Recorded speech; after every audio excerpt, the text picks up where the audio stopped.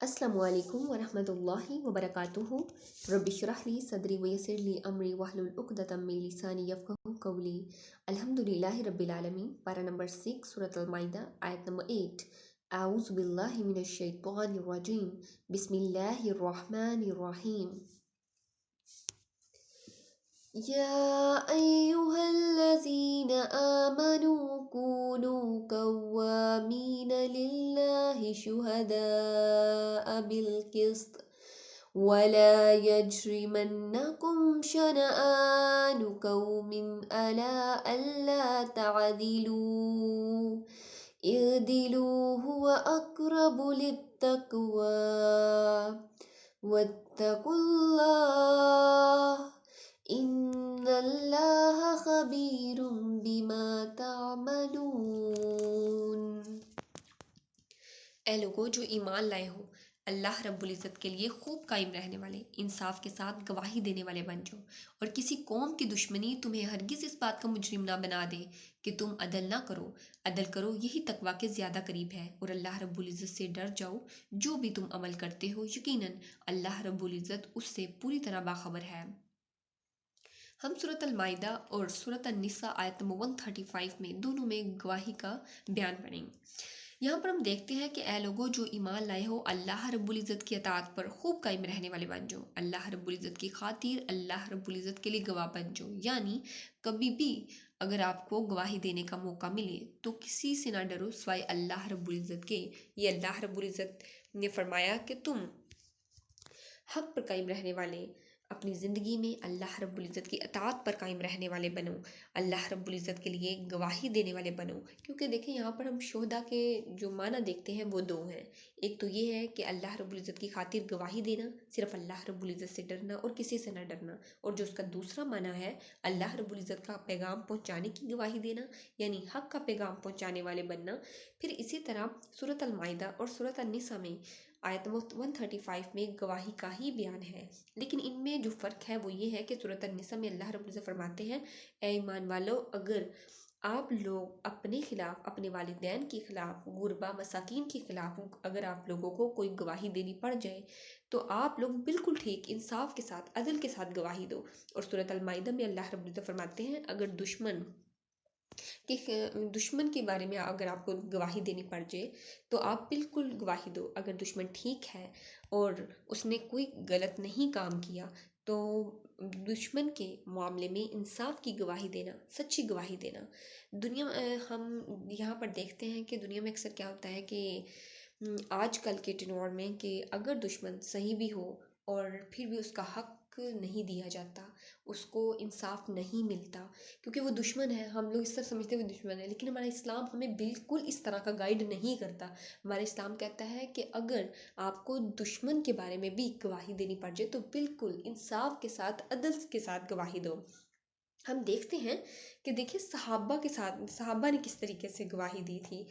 हमें अगर अपने पेरेंट्स के ख़िलाफ़ कभी गवाही देनी पड़ जाए, ये हर इंसान के लिए एक बहुत ज़्यादा टफ़ चीज़ होती है कि पेरेंट्स के ख़िलाफ़ गवाही देना।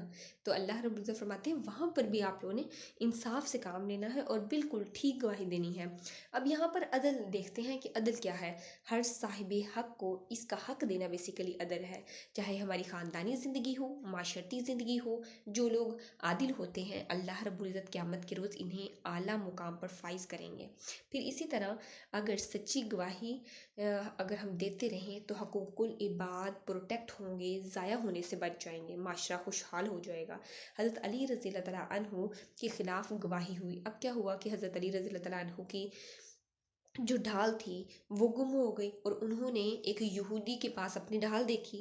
जाकर शुरा रहमतुल्लाह अलैहि की अदालत में गए और दावा किया कि मेरी तो इस यहूदी ने ढाल चोरी कर ली है। शुरा रहमतुल्लाह अलैहि ताबीन में से थे और हज़रत उमर रज़ी अल्लाह तआला अन्हु ने इन्हें काजी मुकर्रर किया था। हज़रत शुरा रहमतुल्लाह अलैहि ने कहा कि ए अमीरुल मोमिनीन, हालांकि देखिए हज़रत अली रज़ी अल्लाह तआला अन्हा उस वक़्त अमीरुल मोमिनीन थे और उन्होंने कहा कि ये ढाल आपकी है। हालांकि हज़रत अली रज़ी अल्लाह तआला अन्हा इस वक़्त अमीरुल मोमिनीन में से थे, यहूदी ने चुरा ली थी और ये आपका दावा था कि हाँ ये ढाल तो मेरी ही है। इन्होंने कहा ठीक है, फिर इस पर आप गवाह लाइए। तो हज़रत अली रज़ी अल्लाह अन्हु ने कहा कि इस पर मेरा बेटा हसन गवाह है। इन्होंने कहा कि बेटे की गवाही बाप के हक़ में मैं तो कबूल नहीं करूँगा, दूसरा गवाह लाइए। हज़रत अली रज़ी अल्लाह अन्हु ने कहा कि मेरा गुलाम, इन्होंने कहा कि गुलाम की गवाही आका के हक़ में ये भी मैं कबूल नहीं करूँगा। इन्होंने कहा तीसरा गवाह लाइए। हज़रत अली रज़ी अल्लाह अन्हु ने कहा कि मेरे पास तो कोई और गवाह नहीं है। और हज़रत शुरैह रहमतुल्लाह अलैहि ने कहा यहूदी को कि आप ढाल ले लो और चले जाओ बस। हज़रत अली रज़ी अल्लाह अन्हु जब बाहर निकले तो यहूदी ने हज़रत अली रज़ी अल्लाह अन्हु को ढाल भी दी और हाथ पकड़कर कहने लगे जो तुम्हारी हुकूमतें कायम है ना, अल्लाह रब्बुल इज़्ज़त की कसम कि अगर इसी तरह हर इंसान को इंसाफ मिलता रहा तो जब तक ये ज़मीन और आसमान कायम है तो लोग भी इसी तरह कायम रहेंगे। हज़रत अनस रज़ियल्लाहु अन्हा कहते हैं कि झूठ हमने अपनी पूरी लाइफ में झूठ नहीं बोला था। हमें तो पता नहीं था कि झूठ होता क्या है।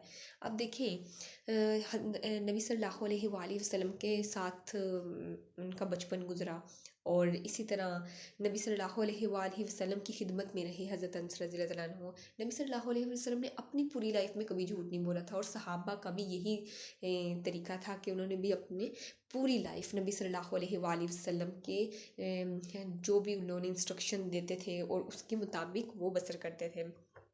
फिर इसी तरह जो सहाबा का करैक्टर था वो बहुत वेल था, बहुत नाइस था। सहाबा इस्लाम लाने के बाद और सहाबा का जो ओवरऑल इस्लाम लाने से पहले हज़रत अगर उमर देखें, हज़रत उमर इस्लाम लाने से पहले भी और बाद में भी बहुत आदिल थे। हज़रत उमर बिन अब्दुल अज़ीज़ का दौर देखें तो लोग जो ज़कात ही हाथों में लिए फिरते थे कि कोई है लेने वाला, हर इंसान को प्रॉपर उसके राइट्स मिलते थे। हमारा दीन देखें, हमारा दीन जो हमें सबक देता है, दर्स देता है, वो इंसाफ का देता है, सच्ची गवाही देने का देता है।